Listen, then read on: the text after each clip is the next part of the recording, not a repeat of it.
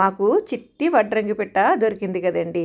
దానికి అప్పు అని పేరు పెట్టడం, అంతకంటే ముందు హాస్పిటల్కి తీసుకెళ్ళడం, దాన్ని ఎన్నాళ్ళు మేము జాగ్రత్తగా ఉంచాలి ఏంటి ఇవన్నీ వెటనరీ డాక్టర్ గారిని కనుక్కోవడం, ఇవన్నీ కూడా పెద్ద వీడియోలో చూపించాను కదండి.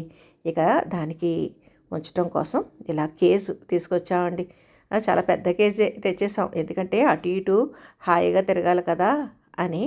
అసలు ఎన్నాళ్ళు మేము ఎప్పుడు కూడా ఇలాగా పక్షులు పెంచలేదండి.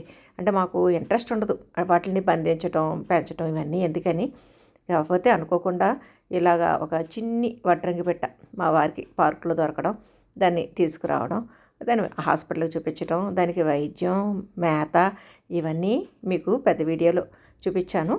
ఇక దీనికోసం ఇప్పుడు ఈ పెద్ద కేసు రెడీ చేస్తున్నాను అనమాట. ఇదిగోండి, ఇది మేత పిల్లలకి వేసేదే పెట్టమన్నారు స్టార్టింగ్లోను.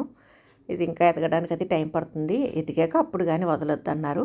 ఇక అప్పటిదాకా మరి దానికి కంఫర్ట్గా అన్నీ ఉంచాలి కదండి. అందుకని ఈ పెద్ద కేజు తీసుకొచ్చేసాం అనమాట.